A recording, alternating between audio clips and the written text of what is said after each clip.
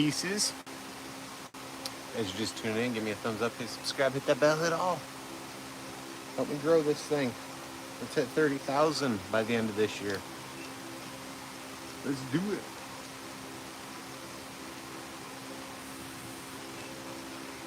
Some of the tools I'll be using, including chainsaws, merch, mask, jaw horse, all that sort of stuff, will be linked in the store tab if you're interested. You guys purchase through that stuff, help support the channel, and I greatly appreciate it.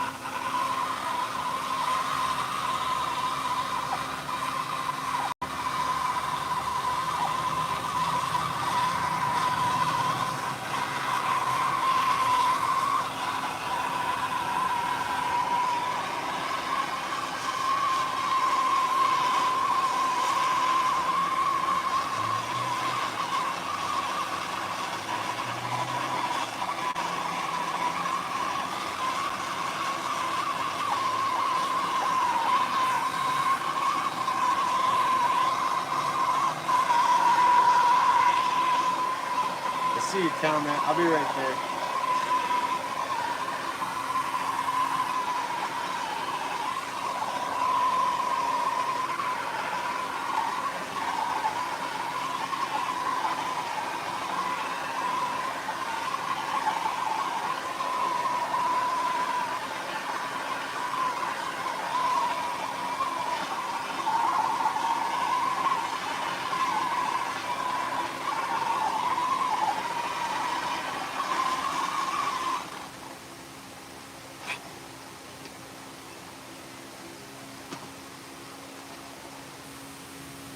What's going on, Schmeckle?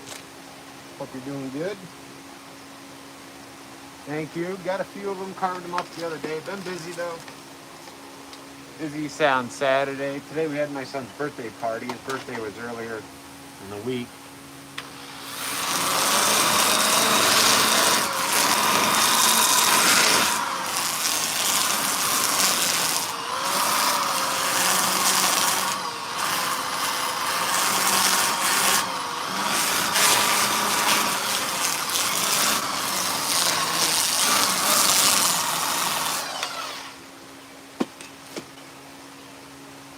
His birthday and stuff this week, you know,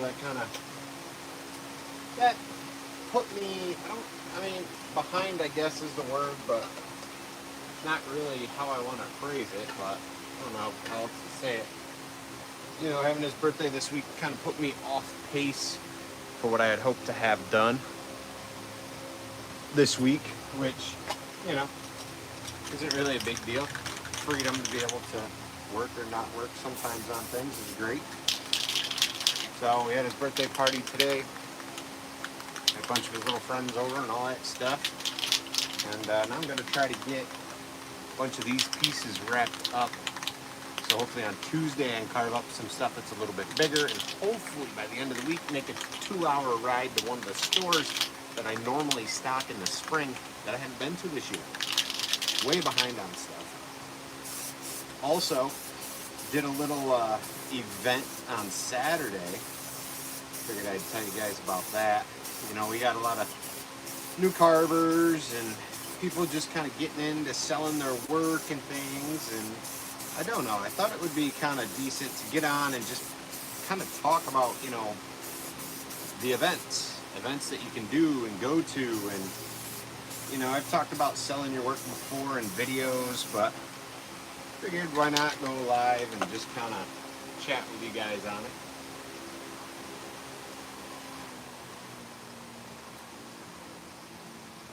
Turn this down just a touch. Yeah, it can sometimes, you know? Sometimes this shirt says it all. Right there. Bang. These are in the shop tab too if you guys want to get one. Carve or starve. You know, it's tough. You work for yourself. Some people are like, "Oh, I'll work for myself, but I'll work less." But that's not how it goes. Like, never go into business for yourself thinking you'll work less. It's just that, especially if you're going to be the boots on the ground, the guy doing the work. If you're going to start a business where you have minions and people that work for you and can do those things, then yeah, once it's set up, you have the potential to work less. But if you are a one-man show, you are an artist selling this kind of stuff, and you're doing it full time, a little tough to work less. Guys that have been doing it a while definitely get it. Definitely get it. You go through seasons where you make a lot, you go through seasons where you make a little, so it's always tough to, you know, work less. Because, you know, you hit that season where you make only a little bit, and you're like, darn it, I could have done more in the busy season. Now it's the season of rest. They did a little fair Saturday, yesterday, somewhat local. Signed up, paid a fee to be there, not carve live, just sell my work. I don't mind supporting local stuff and selling my work, you know. Nothing horrible happened or anything like that. Other than it did rain. We had 2 good rain showers come through, and that was kind of bummer, but you know, you can't do much about that. Roll with it.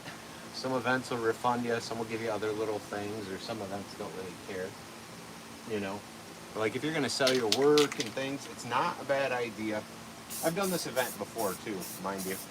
It's not a bad idea though if you're like, I don't know if I want to start selling at craft fairs or going to events. Go to them.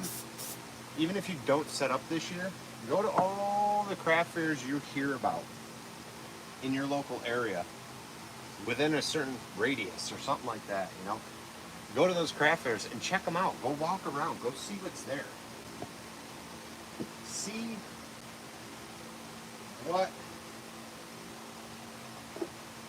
what kind of crowd you're dealing with, as far as, you know, are you dealing with shoppers or browsers, tire kickers?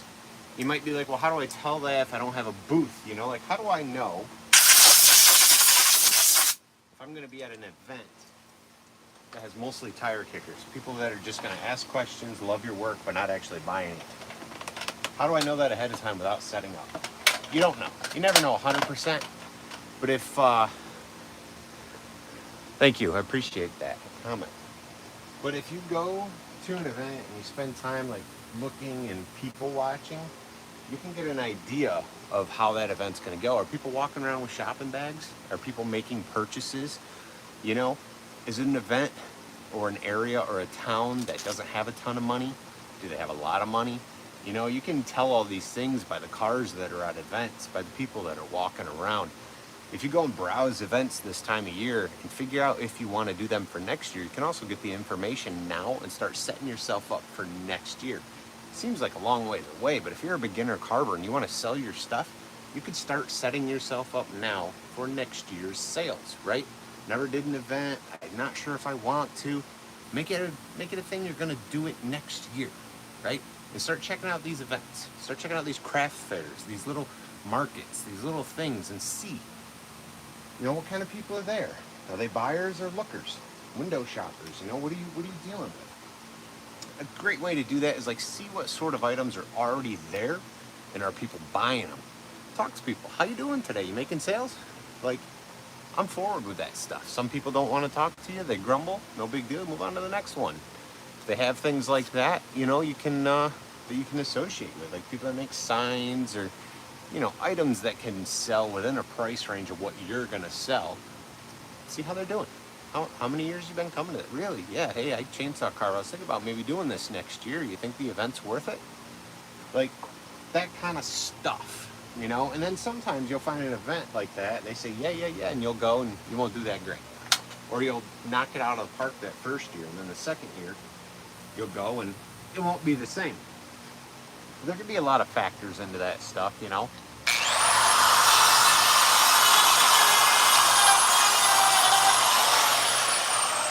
And we got some more people jumping on. Working on finishing up bears, but I'm talking about, and I'm kind of talking to new carvers, people that are looking to possibly sell their work and stuff like that at craft fairs, how to kind of see if it's something you want to do.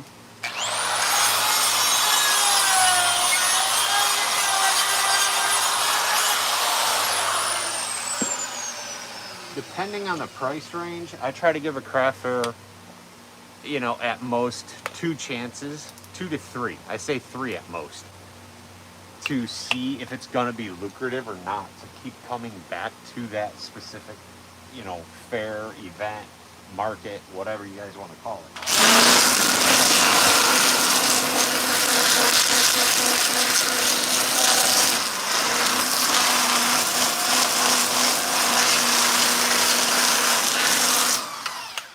While we love our art and we want to sell it and pay the bills and live off it, sometimes it doesn't work that way, right? Some craft fairs, some years do awesome, and some years that same one won't do awesome. And it's like, well, why? Well, you got to keep in mind there's a lot of factors that go into it.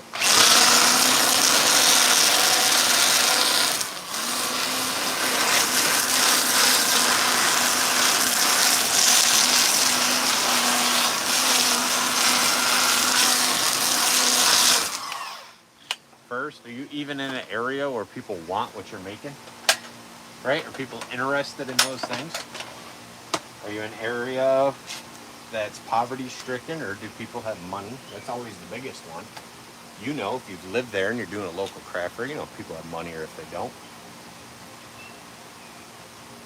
Those are big too. Another one, you know, what's the cover fee to get into a craft fair? That always depends. It could be anywhere from free to $150, $200 to get into some of these craft fairs. Some of them want you to have a business ID and collect sales tax and all that jazz too, which is a whole nother aspect to it. The one I did on Saturday though, last year we did okay. This year was a total bust. You know, I got there, I set up early. I set up at like 7:30. I was there setting up. Started at 10. Sat all day. We had, in the morning, it was fairly busy. Not with sales, with people walking around, milling around and things like that. It's not really a craft fair. They had a few other things going on there though. You know, they had bounce houses and some bands. A band played and a DJ was there doing music and food, and there was a whole, you know, ambiance to the place. It wasn't like a rustic craft fair though. So, I don't know, we had like 2 good rainstorms blow through early in the morning. You know, it started at 10. Those blew out of there around noon, 12:30, probably 12:30, 1:45. The last bit of rain stopped. 2 o'clock, the place was really busy. Really, really busy. But as for me, I didn't make hardly anything. I mean, I might as well have said I made 0 for the day. So to set up, be there at 7:30, set up, event starts at 10, ended at 6 p.m., and to make enough money to cover my lunch and an extra drink throughout the day, that was a real bummer, you know? But I thought I'd bring it up. Like, I'm not trying to bash the event. It's well marketed. It gets very busy, does really well. Sometimes the people at the event are a lot of local people that like these things, and sometimes at this event, they're not. They're not into this. They don't want this. It's a whole different ambiance kind of thing. So, you know, if you're new carver, or maybe you want to just start selling your work and going to craft fairs, I've been doing this for a little while, you know? Not everything is a home run. Like, not every year, not every event, even the same event might not be a home run. Like, that's just the honest truth. like you'll get on Facebook and you'll get on YouTube and you'll see a lot of us carvers and you'll see plenty of other carvers that make nicer pieces than me throw numbers around and what they make and stuff like that on a big piece. And some of them guys and gals do absolutely amazing. They're in an area or a town that's a destination or on the way to a destination place or something like that. And people from out of state or people from a high class, richy area are coming through, or maybe they're in that area to begin with. And they do really, really well. I'm not saying I do horrible. I'm just saying I don't do what I know a lot of other people can do. I get what I need. But I know I've had comments, I've had messages from beginner carvers and people wanting to quit, dive right in full time out of the gate, make this, the thing that they do forever, even though they're just starting out. And I would say, do that with caution, and I don't usually do that with you guys. I'm like, go for it, do it, chase it. You have to, you got to go for it, do it, chase it. You have to do it at a certain pace. You're going to go full time. You got to prepare yourself. You've got to be ready for the lows, right? We're always accepting of the highs when we're doing really, really well.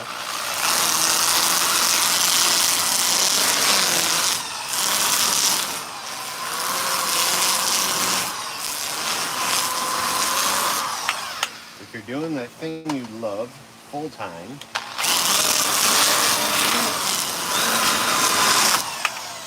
you got to prepare yourself and set yourself up for success, right? Wins and losses.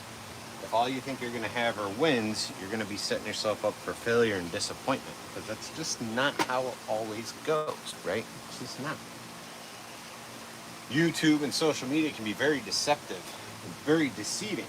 While our posts might be honest, right? People that have been doing this stuff for a while, we've honestly created that piece, or we've been doing it for this long. Doesn't mean we're knocking that exact same piece out for that amount of money every single day. It just doesn't. What do we got going on? Hey, what's up? Baron the Boss Lady. Your school board craft fairs are a blast. That's awesome. I'm glad those are working out for you. That's killer.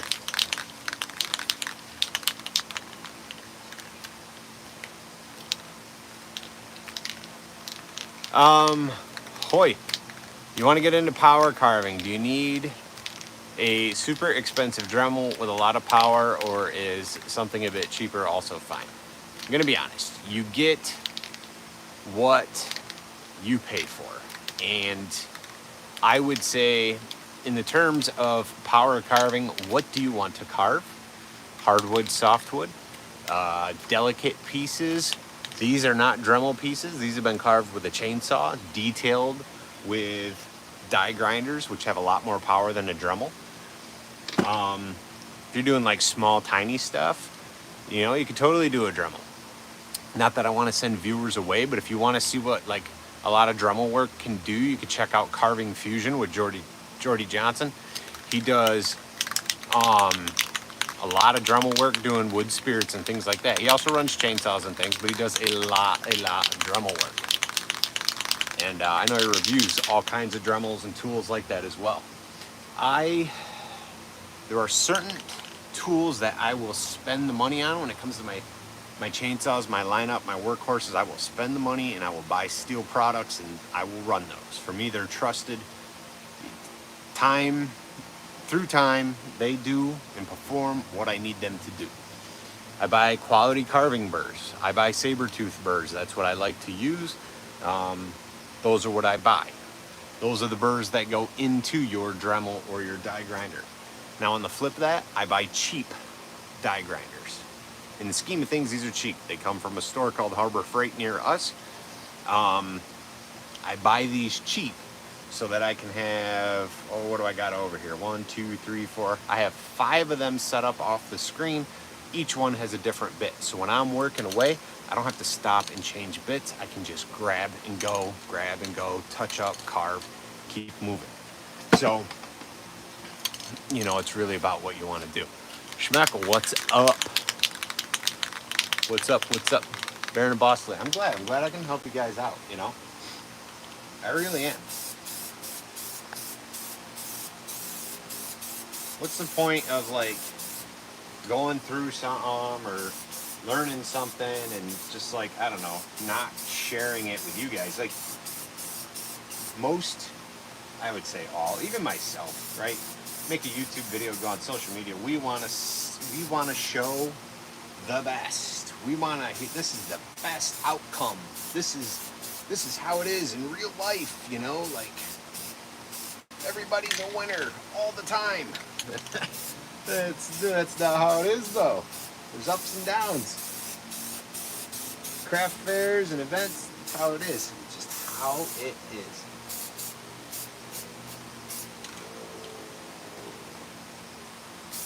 It's one of those situations where like it's a labor of love, right? You make your work, you want to go show it off. I had some great conversations with people out throughout the day. You know, potential for people to place orders, which I hope they do. That would be awesome, but I don't hold my breath. I don't harass people. I won't reach out. I won't take their number. I'm not going to call somebody and say, hey, I thought you wanted this. That's overstepping boundaries. That's not my move. If people want something, they buy it. If they don't, they don't, you know?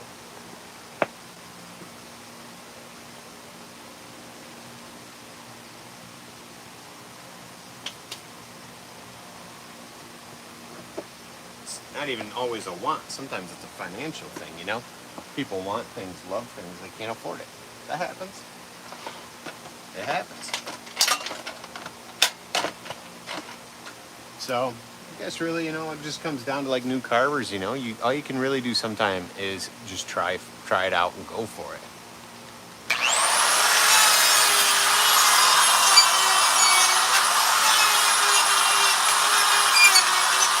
And when I say try it out and go for it, I mean, do your research if you want, or sign up, heck with the research, and go for it at a craft fair. But don't be super discouraged, right? Craft fair, market, event. Don't be discouraged if you don't do well. You know what I mean? Like, guys, like I said, I made enough for lunch and a drink and an extra drink. That's all I made for a day. For loading up my truck, don't even count all the time carving and creating pieces, right, for this event. Loading up my truck, there's at least an hour. Getting there at 7:30 in the morning, plus the crappy sleep you get because you have excitement, right, for a show. Getting there at 7:30 in the morning, unloading your truck, getting your truck out of the way because other people have to come through, walking back, spending an hour and a half setting up and pricing. Never show up to an event with a half hour to spare. If you can show up 2 hours early, show up 2 hours early to whatever event you've signed up to. As long as they say you can, right? Be like, hey, event starts at 10. Can I be there by 8? Yup. Show up at 7:45. Do it. You'll be the first one on the lot. You can get your truck in. You can unload. You can go park your truck, come back, set your stuff up. Make it how you want it. Put all your price tags on if you haven't done that. Then you have time to sit down, catch your breath, grab some food, sit in your spot. Then the event starts. You got a minute. You got a minute to chill.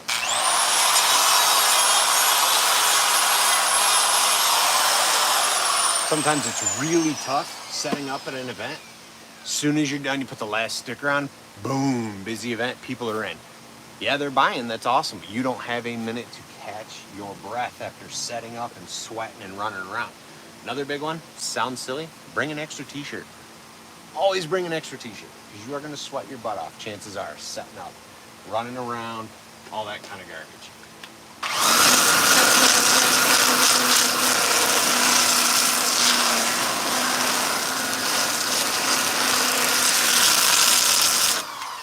Even though it rained and stormed yesterday on us, it was still really hot, really muggy.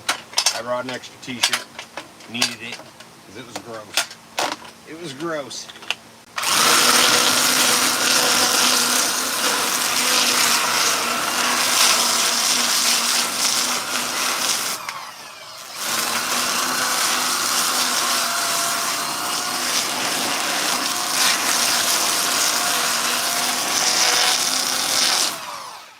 guys have questions, craft fair related or carving, feel free to ask. Just working on pieces, talking about events and selling, and just trying to share experiences and helping out my new carvers and people interested in that kind of stuff.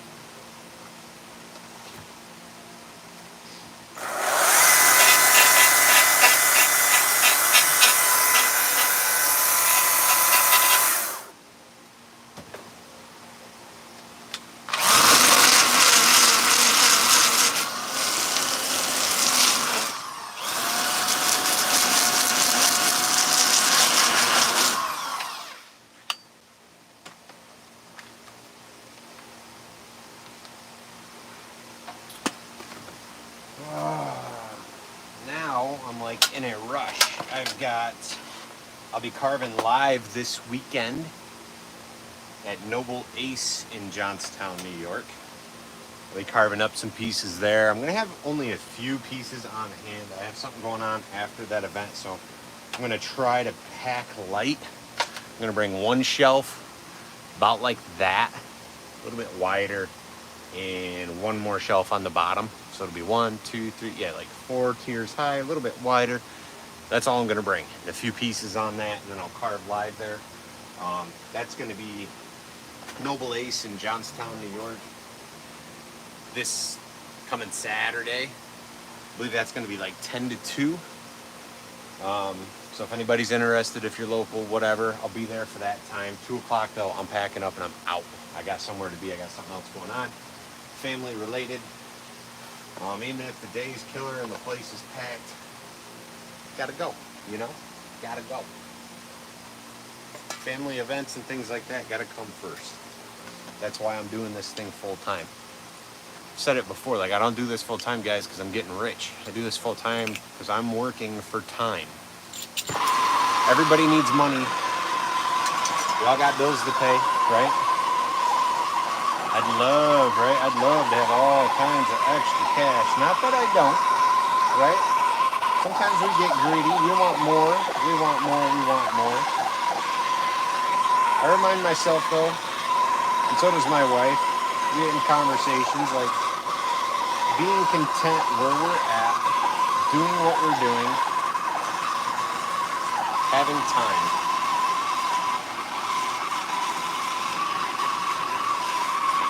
Enjoying the work, doing this stuff.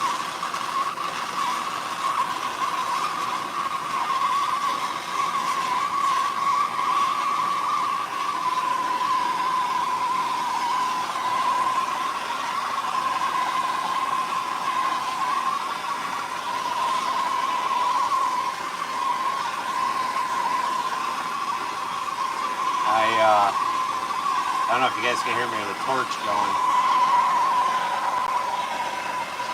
Talking to a gentleman last week about my work and things like that. And it was a conversation, and he was telling me about a carver he met last year. He had bought a carving often. This other carver's probably about an hour and 15 from me, not far away. And sometimes I wonder how much truth is in someone's story, but I take it for what it is, right? At Carver, they were talking about, the financial point of doing this as a living and all those sorts of things. And this guy I met was telling me how that Carver told him he makes $400,000 a year chainsaw carving. So this carver, who's about an hour and 15 minutes from me, out of his mouth to a gentleman I was speaking with, told him he makes $400,000 a year chainsaw carving.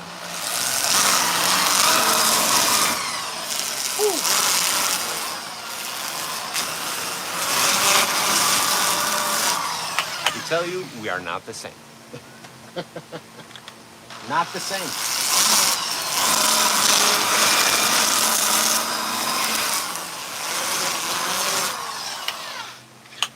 Said it before, I make these videos and I go live and I carve and I do these things with you guys because I enjoy it. YouTube is not a super lucrative thing for me. It's not.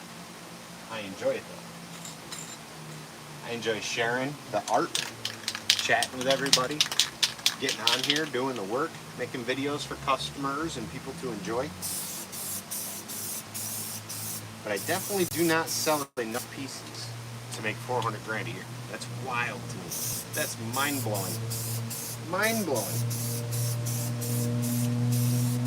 But I can say the area in which that carver is located, there's a lot of this. Very high traffic spot, prime location, touristy spot.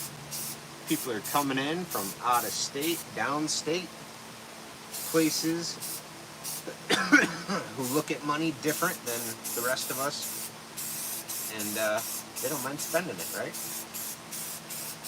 Still boggles my mind though.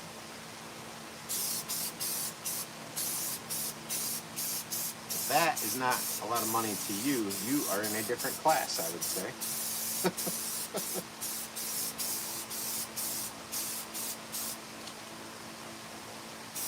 Just rambling away, working on some art for anybody just tuning in. Probably boring some of you guys. Talking about craft fairs, selling our work. Hopefully we don't drop this guy on his noggin. Still wet.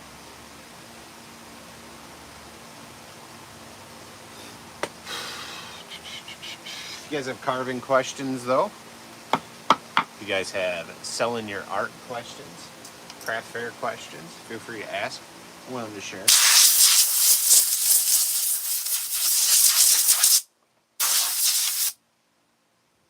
Willing to share something, I'll let you know. Where is my crud?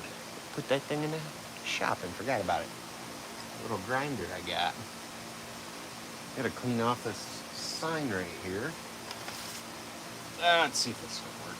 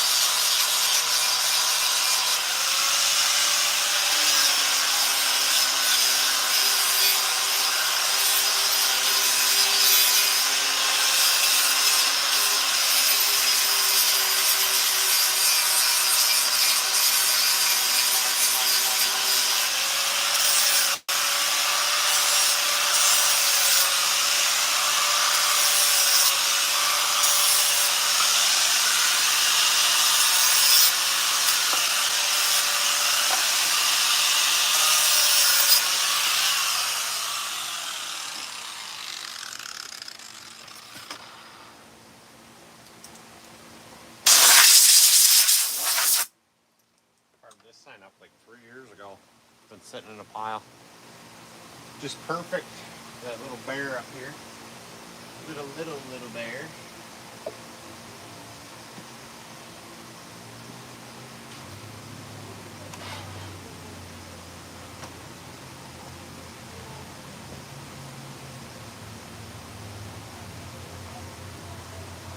Hold it.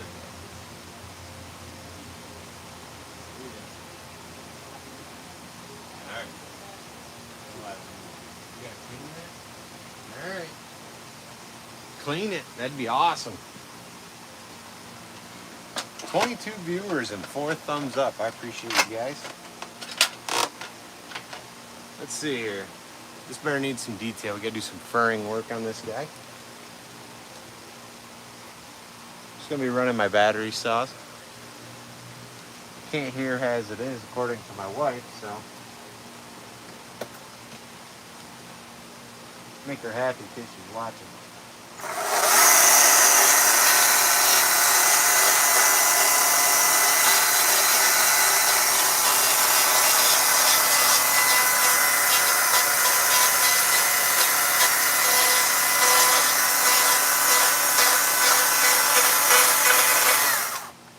The battery saws I've got here live today, right? The MSA 160, 200, and 220. I've actually got them linked in the store tab, the shopping tab in the bottom of the screen.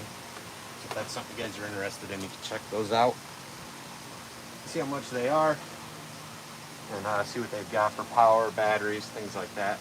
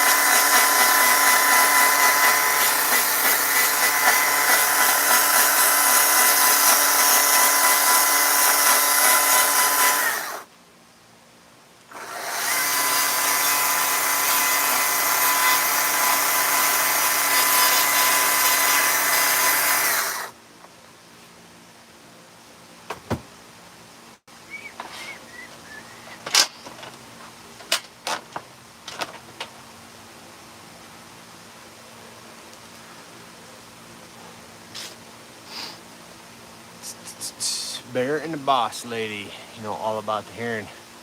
Deaf in your right ear. Wife's sick. Your wife's sick of repeating herself. Mine too. Told the boss lady will get hearing aids when she quits smoking. Hey, that's fair, man. Heck yeah. Tell her. My wife's already joking around that I need hearing aids, and then I usually say, what? What? And give her a blank stare even though I heard her.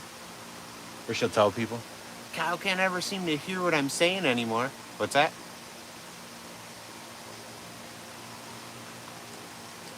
I always tell her it's her tone of voice. I just can't hear certain tones of voice that she speaks in. That's all. Oh, sorry, honey. I wanted to hear you. I think it might have been your tone of voice. I just couldn't hear that tone.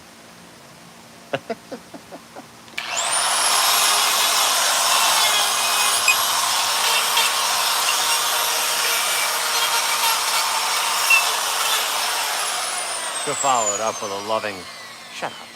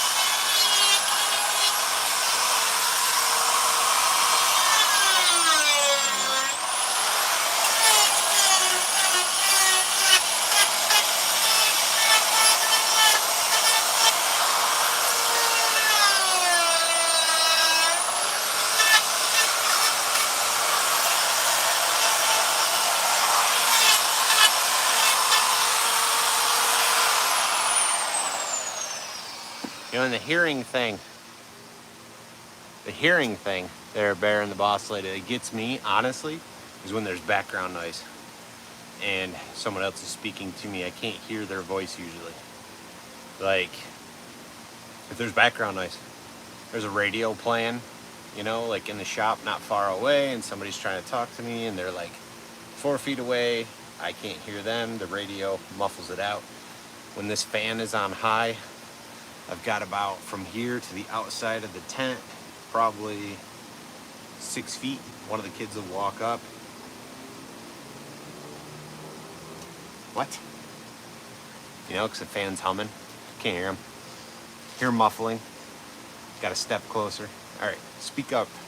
Then I question myself, are people just talking softly? Nah, I can't hear crap half the time. That's what it is. I can't hear crap.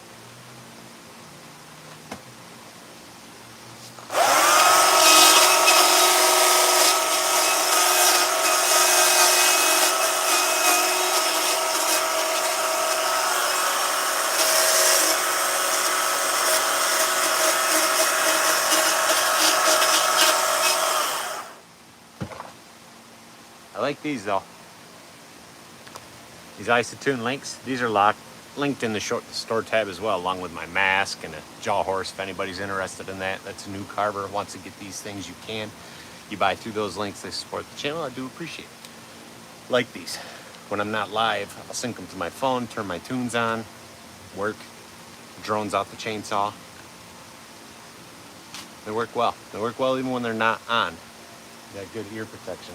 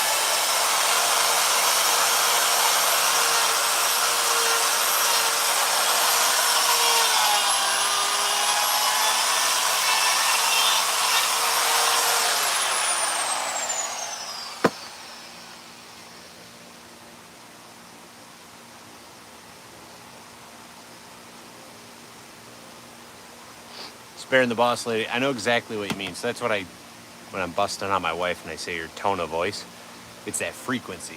Everyone's like, oh, it's selective hearing, because honestly, it's usually women. It sounds really bad. People are gonna be, oh, you're that. No, for real, like women talk in a different frequency, a whole different tone. Men are deeper usually. Even little kids, whether it's a boy or not, you know, they all have that little voice. Can't hear that if they're at a certain distance away talking to me. A lot of times women, they have a certain tone, a certain frequency of speech, of their voice. Can't hear them well. If there's background noise though, it's bad. Usually dudes though that have a little bit deeper voice, I can carry on conversation, have some background noise, and I can hear them for the most part. But yeah. So then I usually get the selective hearing thing. I'm like, yeah, that's what it is. Sure, sounds good.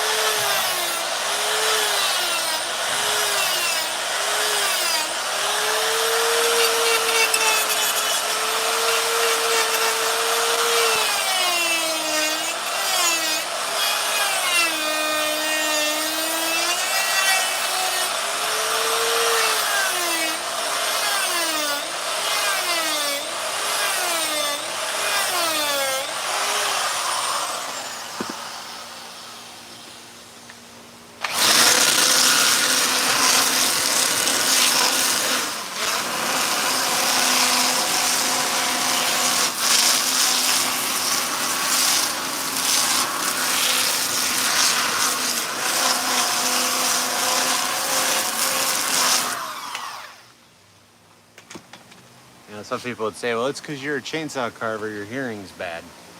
No, I think it's the job I worked at for 14 years before I quit to do this full time. When I chainsaw carved, I'm almost always wear headphones or earplugs or something, not headphones, but earmuffs, ear protection or earplugs. I worked at a job that was over 80 decibels when you were on the floor. 12-hour shift, spent 3-4 years on the floor. You'd take breaks, you know, in an office that was quiet, but there's still a drum, a noise, machines, you know, just that hum going. Even in the office, which was quite a bit quieter, I will say that, but they would do ear checks yearly, right? And there was an acceptable range for your ears to get worse and worse and worse and worse. And I think that place ruined my ears, and now there's nothing you could do about it because they're like, well, you're in the acceptable range for crappy ears for working here, so too bad.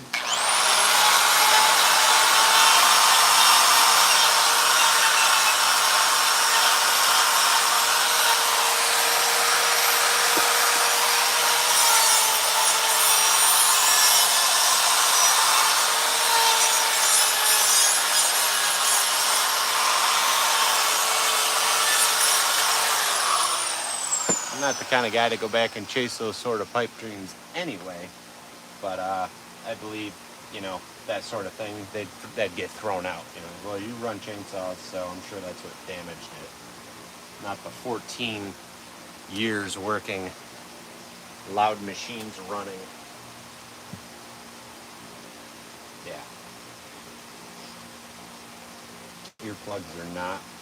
That place was loud.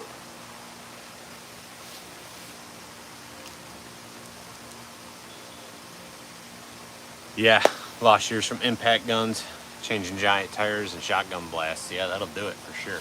And don't get me wrong, my teenage years, I always had subwoofers in my cars and all that, but like my hearing wasn't off until after I had that job for 14 years. And at that time, yeah, I still liked my music loud, but it was different. You know, you're not like cranking it up like you're a teenager with bass and all that going. You're turning it up at a decent level that's like pretty much acceptable and going from there. But I think it's that droning noise that gets you. It's all that loud stuff right there that you're talking about too, for long extended periods of time. Beats you up. That's for sure.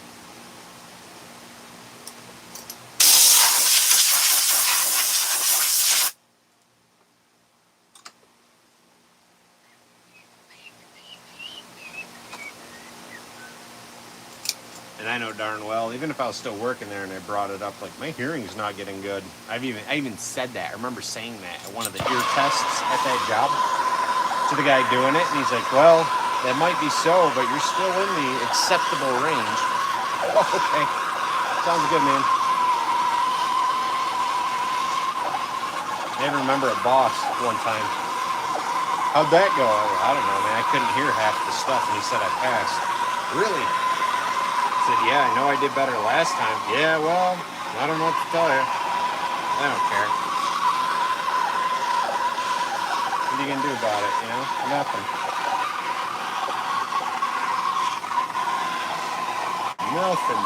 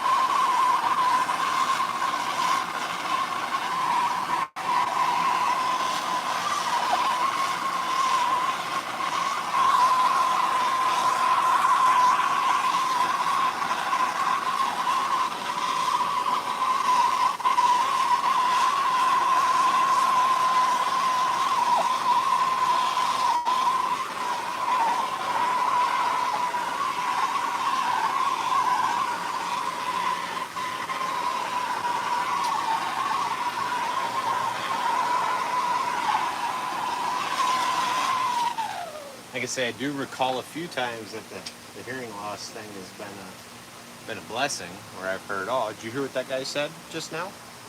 Walking by. No, why? He's being a real jerk. Really? You didn't hear that? No, I didn't hear him.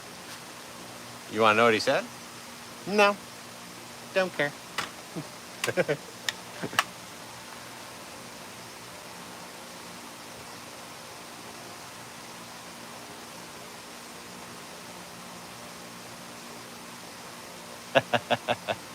Mayberry Lumberjack. Like how I beefed up that jaw horse a lot more? Heck yeah.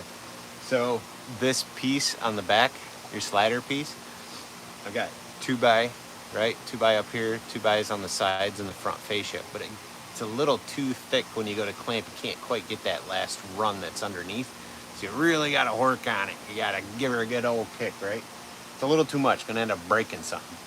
So I almost feel like these front pieces should go back down to 1 inch instead of 2 inch thick. You know, 1 3/4. They should go down to like 1 inch, which is 3/4 inch, unless you're using rough cut, which would be fine too. And just make your faceplate 1 inch instead of 2 anyway. But then stick a block on the back side. It keeps that top plate from bending back when you clamp it down hard. Seems to work well.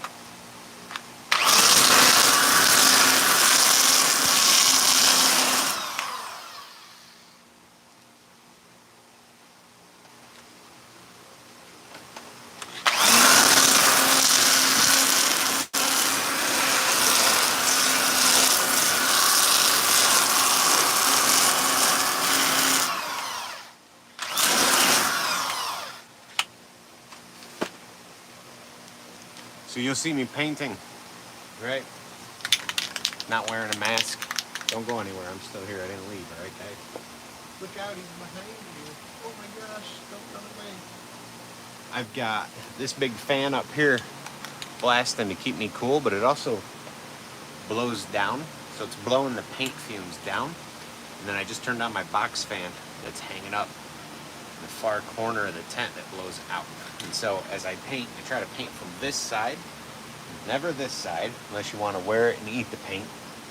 From this side, big fan, blows, paint and fumes away. It does get a little difficult sometimes though, because you lose some paint in the process. So that's why you grab a piece of cardboard to help you out.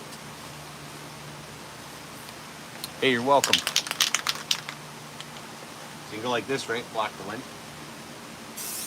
You can see. You guys might not be able to, but I can see the paint in the air build up. Fan blows it away.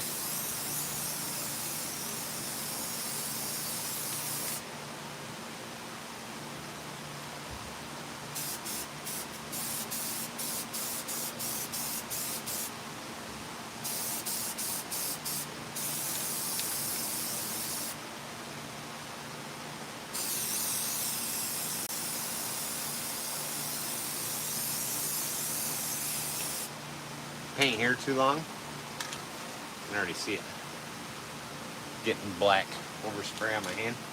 Fan's blowing it all over. Cardboard will control it though. Get around all your stuff. Otherwise it's going to mist it all over the place on you where you don't want it.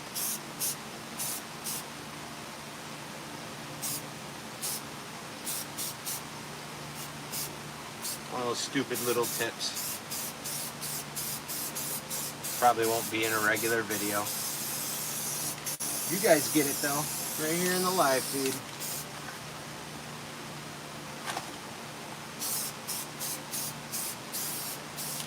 Sometimes you want to just get a break from wearing a mask, and to be honest, the RZ mask is not rated for the fumes coming off the paint. I don't believe they are. It's not like a full respirator or anything.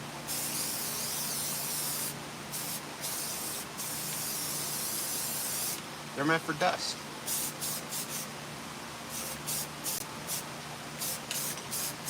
Not paint fumes. See guys wearing big helmets and masks and all that. It would be great. But it's more money than I want to spend for that kind of equipment. Stuff's usually pricey. Eyes will get painted later. Just a quick spray job. It's kind of got a flat back. It's just out of a 6x6. Kind of thing somebody can put up against the wall, you know?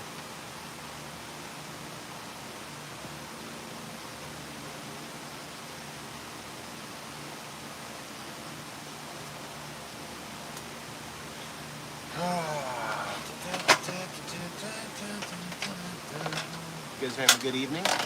Appreciate everybody joining me. Big shout out to all my members, everybody that supports this channel directly, buys me a coffee monthly, or is a big fan here on the channel and hits those tiers. I really do appreciate it. There are specific videos that are just for those people, so I do appreciate it, you guys. I'll answer that question in just a second there, DeBeast. If you guys are interested in supporting the channel, though, you can become a member. You can check out those tiers, check out the join or membership tab on my main YouTube channel page thing. You guys can also support the channel by buying merch. Shirts like this, Carve or Starve. I drew up these chainsaws and played around with the wording and all that kind of stuff. You can find that in the store tab down at the bottom of your screen. You can get logo, merch, all that kind of stuff. You can get the jaw horse, chainsaws, earmuffs, dust masks. I'm trying to have that stuff there. You guys buy through there. I get commissions off tools and things like that. So be sure to check those out. All those purchases are greatly appreciated.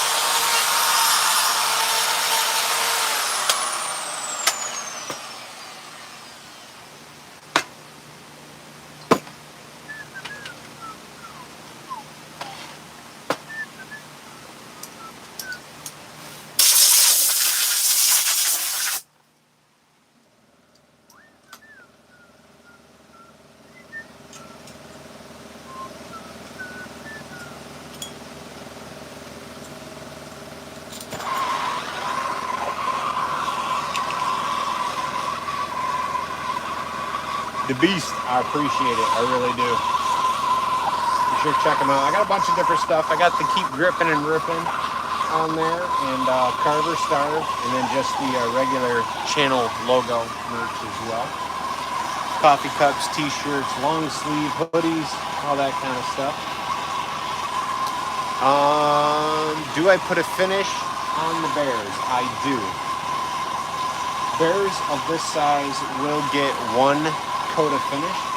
I can show you what finish that is once I get this burn done. I don't know if you guys can see, there are some little things blowing away. Have your gas cans not in your carving tent, especially if you're running a fan, okay? But this is why I usually flap sand, burn, and flap sand again. Flap sanding removes a lot of those little fuzzies that are igniting and blowing away. Piece was carved up a few days ago, so it's had some time to dry. So there are those dry fuzzies floating around.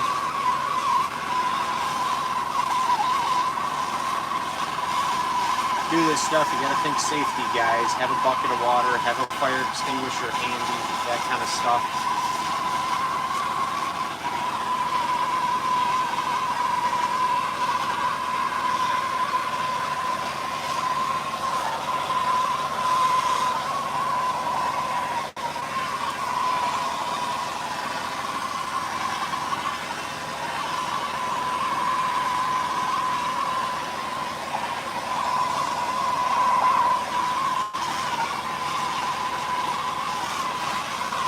Majority of my bears get paint.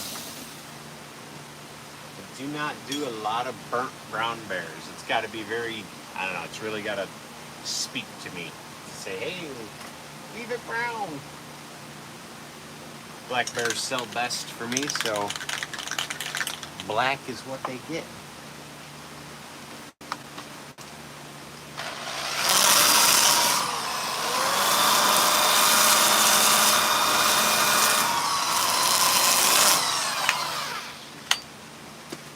Under most videos as well, I got links through Amazon to the same or similar tools that I'm using. You guys buy through those links. You guys actually follow those links, right? Look at the tool. Put anything else in the cart, I'll get commissions.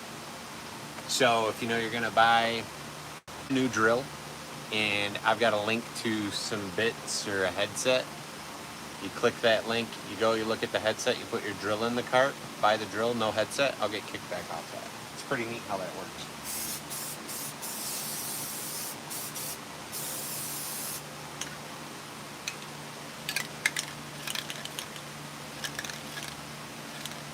can't sell any bears, but people are crazy about owls. Absolutely. I'm in the foothills of the Adirondacks. People love black bears. Everybody wants a black bear. Moose are getting kind of hot this year. We'll see. Some years owls go okay. The one that really gets me though are eagles. I don't do a ton because people don't ask for them usually. And the few I've done, I've sold 1 or 2 and I sit on the rest. Nobody wants them. We have eagles here. People love eagles, America. I don't know, can't sell them. Sure do. Do I ever run into bugs in the wood as you carve? Like termites? If so, how do I get rid of them? Gonna be honest. If I'm looking at a log and it looks like it's got termites, I try to stay away from it. A lot of times, the termites will be in that outer layer of the pine that I'm carving, or in a log that I'm thinking about carving. And if I see that, I won't use it. Or what I will do is size that log down. So if I know, let's say it's a big log, I don't want to waste all the wood on the inside. It's good. About this much is all eaten up. I'll quarter it for small carvings, right? And then I will trim that junk off the back. But sometimes that's wasted time. You know, if you have access to a lot of logs, if you're not paying for them, if you are paying for them, all that stuff is, you know, that's all factors you got to put into it. A lot of times I'll carve and I'll get the wood grubs, the big grubs as big as your finger. I try to blast them out with compressed air. They'll either explode and cover you with grub guts, or they'll come shooting out like a rocket. So wear safety glasses, because they really come out about 1,000 miles an hour and just sometimes they hit you and explode. So that's always cool. If you do run into bugs and you can't get them out, I don't have any out here, but you guys know what it is. Get WD-40. Have WD-40 out in your carving yard with a long nozzle. Put that sucker right in the hole, give it a squirt. Kills just about everything that's in there. I haven't had issues. I've had customers down the road. Hey, got this carving off you last year. I got sawdust coming out of it now. What do I do? WD-40. Put it in there, give her a blast. You're all set. Cool thing is it's oil. It's not going to rot the wood. It's going to help protect it if anything. And it seems to kill everything that's burrowed in there so far. So you love carving bears, but people around there, it's just not for them. Yeah. You can always try something different too, you know. Have the bears doing something different other than just standing, or, you know, holding flowers or signs or just different things rather than just bears just standing if that's what they're doing. Just because you love to carve them. That's the other tough thing too. Just because you love to carve something, like you're saying, you know, it doesn't mean you're going to be able to sell it. So you got to mix it up. You got to try different things and do different things. You got to see what works well where you live. There's things I won't carve. I'm not going to carve inappropriate stuff. You know, I'm not going to carve nudity. I'm not going to carve those sorts of things, because that's just not the kind of stuff I'm going to do. But I have seen plenty of carvers that do that. I know of a carver that was doing bar stools for a particular establishment and carving them in a particular requested manner that was like, whoa, I bet I can guess what place is buying those. And was making a large sum of money to do that work. But those kind of things, you know, is money everything? Just try to say, no, it's not, because there's certain opportunities you should just pass up. Nothing like a nice bit. Yes, Briggs, yes. Matthew. It's been pretty good. Doing well. Staying busy.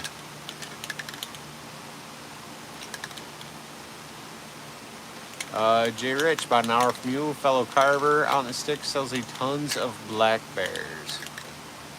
Yep. Well, that's what I was talking about earlier. If you went on earlier, I was talking to it's actually a customer of mine, a recent customer, and in the past, he had bought a bear. Nice work. from a carver who's about an hour and 10, hour and 15 minutes from me. And that carver and him were just discussing work and sales and all those things. And that carver said to that new customer of mine, it's, you know, man, it is what it is. I mean, I make like $400,000 a year doing this. That's what he said, not me. I don't make that money. He does, though, apparently. And so customers tell me this story, you know, we were having a conversation, and it's like, wow, somebody in my area is able to make that sort of money doing something they love, chainsaw carving. It's a boost to think that that can happen a year. I'm not scratching that surface, though. I would love to be, but I'm not yet. It's pretty wild, though. It's, you know, I think about it, they're an hour. It's about an hour and 10, hour and 15 minutes from me. And that's pretty wild. Now, I know the location. Got a lot of touristy stuff going on. You know, people driving through, people coming up to camps, people coming up from the city, people that are coming through and, like I was talking about earlier, looking for these things. Where I'm located, I'm not in prime real estate to make sales. That guy is. Got a name for himself, right? Been able to build that up over the years. Same location, on a very, very busy road. Good parking. You're able to see him work as you drive by. And all those things are huge factors when you're doing this stuff. Huge factors. So for me, I lose a chunk of money because I sell through local stores. They get a commission. They make money selling my work, and then I make what's left. I get what's left, right? They get a percentage. By doing that, right, some people say, well, open your own shop. Opening your own shop is all well and good. I'm not sure how to talk with customers, run a register, take money while running chainsaws. Haven't figured that one out yet. Some people, I guess, can do it. I've seen carvers have shops and then close them down because they get so caught up with customers coming in and out that they can't even create custom orders. And then they have a hard time keeping up with stock because their store gets so busy. Busy for them, but not quite busy enough to hire someone to run the store. Or the problem is you can't trust anybody.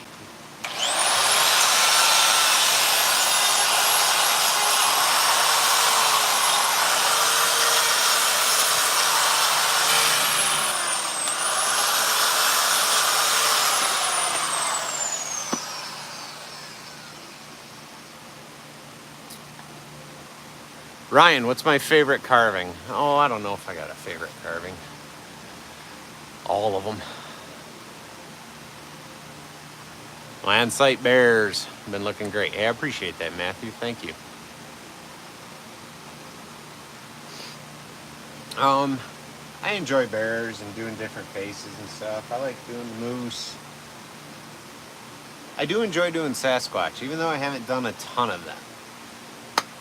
Other than Sasquatch, I'd say he's fun. I enjoy it. It's something different. I enjoy doing the characters. Like the other day we were live, I was working on a Darth Vader. I don't really watch Star Wars. I'm not like some cult fan on that stuff. But I enjoy that challenge of trying a really artistic piece on a theme-based carving, right? That's not a bear and not an animal, of like a human subject that is not like me, but you know, like a superhero or the bad guy or whatever. Like I enjoy carving that and trying that and pushing myself to do those things. It's like right out of the comfort zone. I mean, you go from carving this stuff to trying to do, like a couple years ago, if you guys saw any of the horror film guys that I did for Halloween, we did like Leatherface with the chainsaw. We did Chucky. I did Pennywise. We did what the heck else did we do? Man, I did a whole lineup. Jason, Michael Myers. I think I said Freddy Krueger already. I feel like there's one. Oh, I did Pinhead. I don't even watch scary movies. I don't even watch that stuff. But I had some people like, you should do some horror film, guys. So I was like, you know what, let's do it for content. So we carved those up. Those videos are on here if you guys wanted to check them out. And actually, some of those pieces are still available. But yeah, I do enjoy that stuff because I bust out the airbrush and do the detail work. But those are fun. They really are. That's fun. It's something totally different. Tony, appreciate all the info. Started carving last fall. Thinking about selling some now. Been giving them to family members. That's how you get going. That's how you get going. Don't try to make a fortune in your first year. You know what I mean? Make something you're happy with as far as pricing and money and things like that go. Price accordingly. We can be proud of our work, but we also have to be able to say, I'm at this level. I want to be at this level. What's this level cost? What should this level cost? Right? And work your way up. Continue to grow. And never tap out, right? If you try to sell this piece for $500 and you get it, are you going to be able to sell this piece for $5,000 and get it? Same size, better detail. You know what I mean? Don't price yourself out too early. You have tons of potential ahead of you, and you want to be able to work up to that. For me, it's like constant state of learning and trying new things. I'm not at my peak. I'm just a guy that makes YouTube videos and shares what I know or what I think I know to help you guys get going in it, right? There's plenty of other carvers out there that make way nicer pieces than I do, and I'm okay with that. I know that. I know what my level is. I can see what their level is. And it's great. They are great inspiration for me because that's where I want to go, right? To the next tier and keep moving on. Rich. Christmas tree farms and pumpkin patches to sell yours, but they keep a percentage. Yeah, they do. And, make sure you're happy with that percentage. You know what I'm saying? In my personal opinion, if it is 50%, it is way too much. You're doing all the work. You have all the investment. I had a store interested in my work, just through in-person conversation, and then asked for photos, and I sent photos and pictures, and basically the response was, yeah, we could bring some in person for us to look at. Our rate would be 60% of the sale. Excuse me? So you sell it for $100, we get $60, and we're going to give you $40. No, I don't think so. That's these are not out of a press in plastic. That's no, thank you. I'll pass. High traffic area. Lots of people going to camps. Lots of people coming up from the city. Very, very busy store. Does very, very well. I'm not willing to lose that kind of profit. I would rather sit on my stock than know that I get $40 out of $100. I can't deal with that. To me, it's not right. It's not even a fair offer. So be comfortable with the percentage, or if you talk to a store, say, this is my percent, this is what I'm willing to do. You also have to keep in mind, they have overhead. They're going to pay people if that store is big enough, right? They're going to collect sales tax, and they're going to pay the sales tax if you have that in your area. They're going to deal with state taxes and federal taxes on those items on their end. You're still going to have to, if you're in New York, right? You got to file your income tax and that kind of stuff from them. But due to the sales that they make you and pay for you, but they have to deal with a lot of crap as a store with overhead and all that stuff. So they do need to make some compensation, but at the same time, they don't need to make the same or more than you to sell your product. That's my opinion. And I am currently in 5 different shops. I sell, that's just with chainsaw art. I'm in another shop, strictly furniture. What kind of finish do I put on the bear? Charlie, yeah, we had a question on finish earlier. This is what I'm using these days here in upstate New York. Got to go with water-based because I can't get oil-based in a gallon anymore. And if you buy it in a quart, it's like $30. And that is, nope, it's bad enough. This is $65 a gallon right here. Crazy. I'll water it down, even though it says don't water it down. Put it in my sprayer. Quick spray around each one of these guys, 1 coat, and that's it. Big bears though, I'll brush on that first coat usually, let it dry, and add 1 or 2 more with the spray gun. Or I'll do 3 to 4 coats with the spray gun, depending on time frames and, you know, if I got to get that piece done and outdoor. Tony, what's with the hole in the carving? I have a shop that I sell through. They have an issue with theft. I've got a 3/4 and a 1 inch drill bit. I don't know where my 1 inch went with. So I got a 3/4 inch out here today and got dog tie outs. This one will fit with this plastic. Gotta squish her down, mess around. It's a pain in the butt. But they'll end up going through there, pull it through, and that store will tie them all together. And people, yeah, they could go through and cut that line, but by the time they take the time to do that, they're on camera, or that customer's got some different alarms, they can get them. These are outside, usually on a porch they sell at, things like that. So, yeah, they got to be able to lock them up. I know last year they had somebody, actually we got our first snow, somebody tried to steal a 2.5 foot bear of mine at that store outside, all strung together.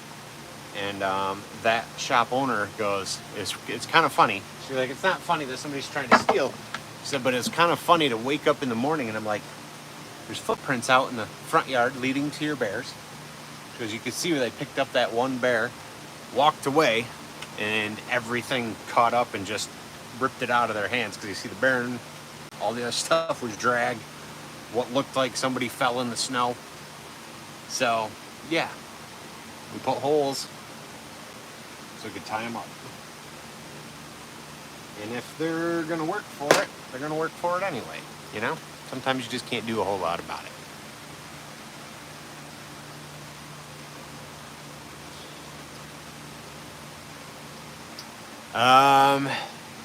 Caden Bleeker. I don't know which bear. It's this little guy. It's this little guy. Nothing crazy. Just a quick, simple little bear. Full tutorials on similar bears though. Right on my beginner tutorials playlist. We got a lot of tutorial videos on there. Walk you through step by step. Camera angle here, camera angle here, so you guys can see 2 shots of that chainsaw while I'm carving. Jay Rich, that's what I'm talking about right there. You're on the money as far as your percentage goes.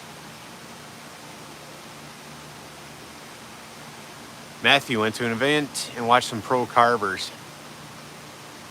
Yeah, makes you want to get going, doesn't it? C&J Outdoors, what's happening? Thanks for stopping in. Caden, not sure which bear you're looking for.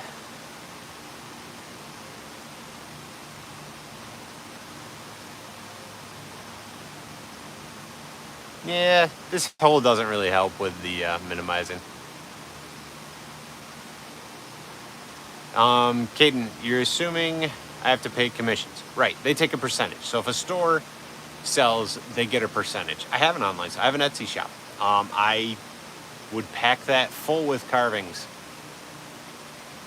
They would sell maybe once a month. It doesn't feel worth it. It's very discouraging because with that, you take your carving, right? Measurement, all these pictures, full description, type all this up, put it in a box, pack it, weigh it, measurements of your box, put all that in the system so when somebody puts it in their cart, they know what shipping is going to be. Now put it on the shelf. Because if I go and sell it, I got to delete all the work I just did on Etsy, right? Now put it on the shelf with the box and everything open because it's still got a little moisture in there. It's going to grow mold if you seal it up and put it away. Number it, so you know they buy number 5, you ship number 5. At least that's how I do it. I don't do it by order because it just seems like people don't have that much interest on there, honestly, for my stuff. I have an entire basement with shelves full of stuff, all kinds of stuff. Stuff from years ago that never sold. I just dropped. Some lady just bought a bear for $15. It's been on there for like 4 years, and she paid $20 in shipping. See ya. About that big, $15 bear. See ya. I want it gone. Had it forever. Your lucky day. My loss. Hope you enjoy it. This happens. See ya. I've been wanting to set up a Shopify store because Shopify will link right here with YouTube. So you guys can see in the bottom of the screen, you'd see Shopify and you'd see my work there, and people would be able to click that and buy. Shopify takes about $47 a month. I already have been paying it and trying to get it set up. So that's already cost me almost $250 for the last few months because I haven't had time to sit down. Got a couple items, but it hasn't gone public, or haven't been able to get it synced to YouTube quite yet. So I'm on the verge of just canceling that whole thing. So there's an investment. Etsy doesn't cost you monthly, but every time you make a sale, they still take your money. If you want to set up your own website, you usually, one, have to know how to do that, pay somebody to do that, or there's a service fee every month in order to do that. No matter what, it costs you something. Nothing is free. Absolutely nothing is free. For me, what's free is this YouTube channel. I can freely make videos. You guys sign up on tiers, you guys buy merch, you guys buy tools through my stuff. I make money off that in that aspect. As far as selling my stuff online, I haven't had a great experience with it. Have other people? Absolutely. I can find other carvers' pages on like Etsy, right? And see that they've made 1,200 sales and they've been open for 2 years. Been open several years. Lucky if I made 150, 200 sales in the last 6-7 years.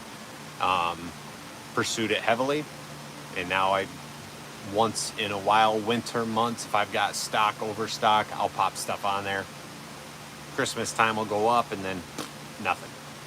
You know, like this month I've sold one bear off there, that cheap one, because I knocked it right down. Was like, I got to get some of these old products out of here. Cheap prices. See you later. Send them out the door. Sick of them sitting and taking up space. But that's, you know, that's what it is.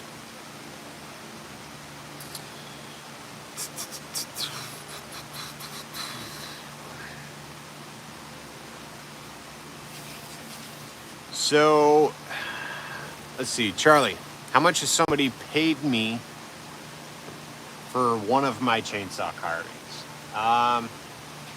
Honestly, I think the most I've made is about $2,500. Right around $2,500 is probably the most expensive piece that I've sold. And you're talking around something that was like 6-7 feet tall. Should have charged more, but probably wouldn't have had the sale. Right? It sounds, ooh, wow, nice as a beginner, but in the scheme of things, been carving this long, in my opinion, it's not that great. I know other carvers who are selling bears that have less detail, smaller pieces for that kind of money. It's kind of crazy. It's location, promotion, all that kind of stuff is really, really big. So it can be difficult sometimes, you know. And these are always those topics like nobody really wants to get into, but you know, it happens. And don't get me wrong, I'm not like sitting here complaining or nothing like that. Like, I make sales, right? Pay the bills. I do what I gotta do. We're not living large by it though. Like some of these other carvers I know are doing amazing, and I fully support that. I know I've sent people to see their channels and their pages and all that, and they should. They're inspirational. They do amazing work. But, you know, is what it is.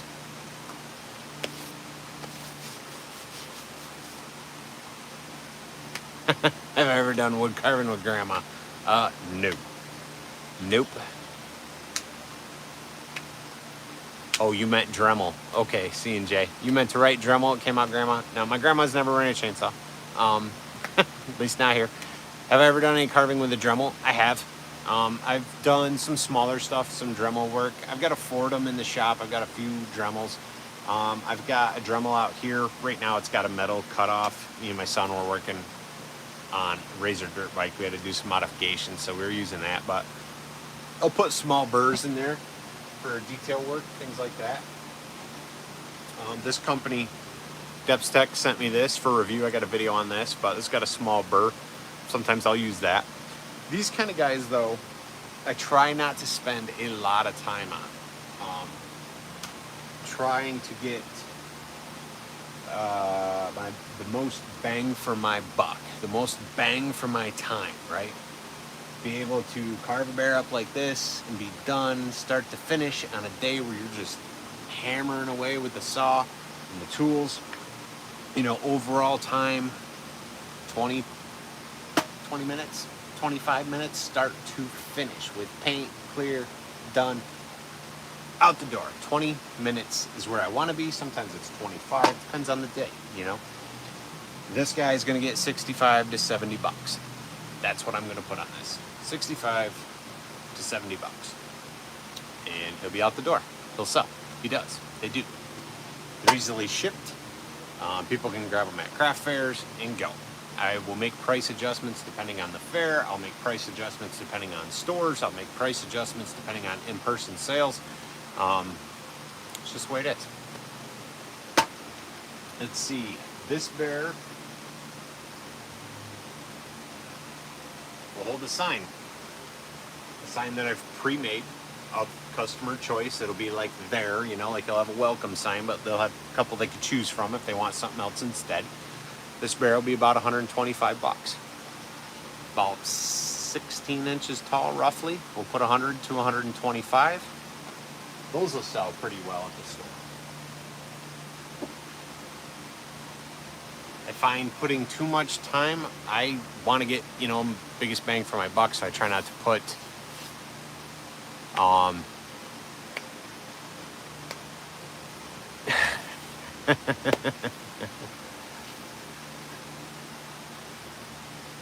yeah, you guys are funny.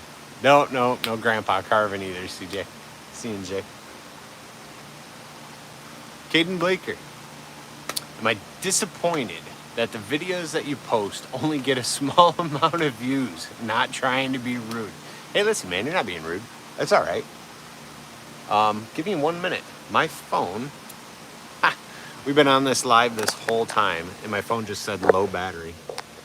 I got the charger right here. Apparently, I never plugged it in. Whoops. It is disappointing. You know, it's disappointing, and it can be very discouraging as a YouTuber and artist, you know, creating and doing these things, to have videos that don't do well all the time, you know.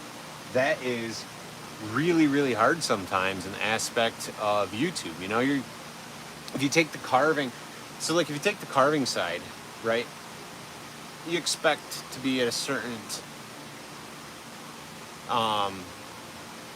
price range, certain level, those sorts of things. In the world of YouTube, it's tough because there's that whole algorithm thing, you know, and are they putting my videos in front of people that want to watch it, and are they interested, are they going to engage, and all that stuff is like really, really difficult to deal with in the aspect of like a mind game, because you're like, put time into the piece. Hopefully it's a custom order. You're getting paid for it, right? So you video it, different angles and all that. Some slow-mo, some high speed or time-lapse camera stuff, an intro, an outro. And then, you know, you sit down, you spend anywhere. These days it's much faster for me to edit. So now, talking from where I'm at these days, when I'm making, say, a time-lapse, you know, I could spend 2 to 3 hours on editing to uploading, getting that video ready for you guys to view. I might have 2 to 3 hours for it to get 200 to 300 views, which nets 20 cents. So, you know, you spend that time, and it's, there we go. My screen froze. You know, you get like 20 cents if you're lucky. And then if you take, say, a tutorial video and you do 2 camera angles and you're really trying to sync it up with a voiceover and all that kind of stuff, and you put hours and hours in to get 1,000 views.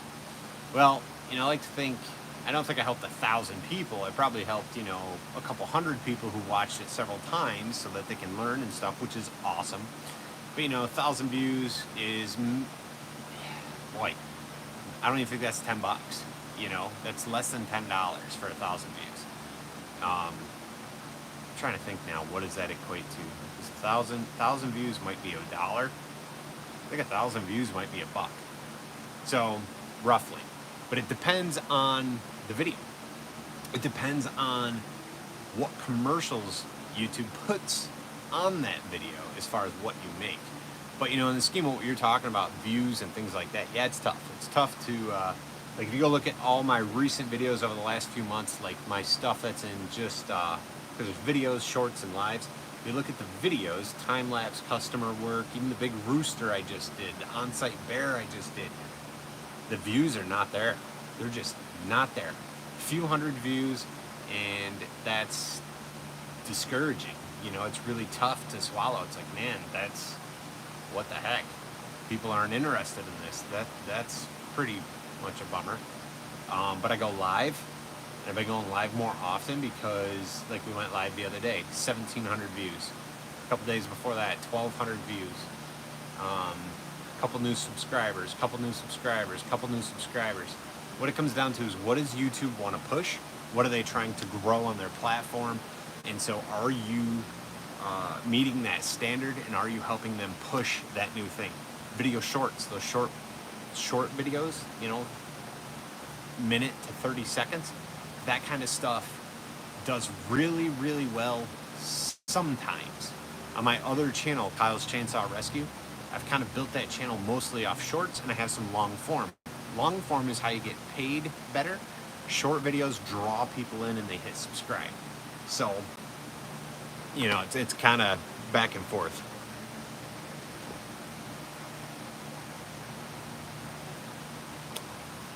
J. Rich, I appreciate it. I do. I do. You know, I try to put in the work. Like, if I'm going to try to teach somebody something, I want to be teaching them, whatever that is. Like, how would I want to see that and perceive that? Like, am I showing the angle that I would need to see in order to learn how to make this? If I can't see it, you guys can't see it, right? So that's why I do my best with 2 camera angles and try to have it where you're here, you're in my shoes, you get to, you know, see the saw work and the tools work and those sorts of things. And like, some of that's really got to be planned out and thought out. And, you know, all right, I moved. Oh crap, can you guys even see that movement? You know, and I got to move the camera and then do it again. Like, there's can be a lot that goes into it sometimes. So, you know, but I enjoy it too. I enjoy it. Charlie, you just bought a steel 7489. I don't know what I think you just mean chainsaw, right, buddy? I appreciate it, guys. I do have a new chainsaw. I got it for Father's Day. I asked for it.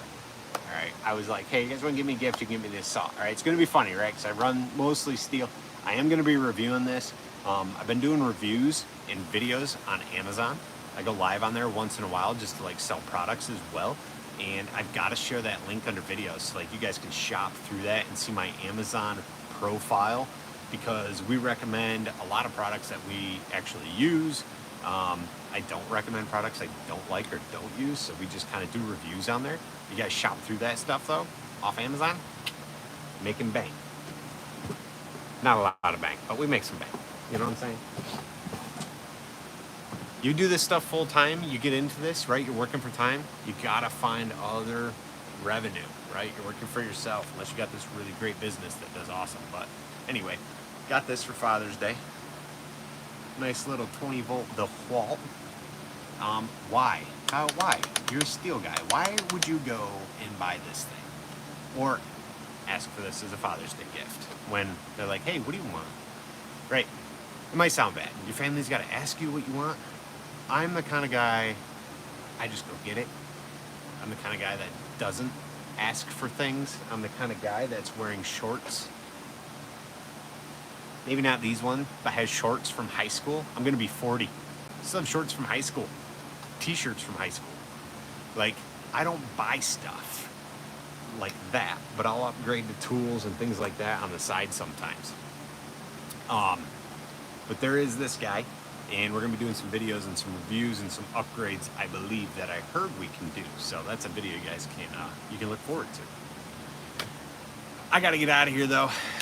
I'm getting called off screen, so gotta cut it quick. Appreciate you guys watching, and give me a thumbs up. I'll see you guys later.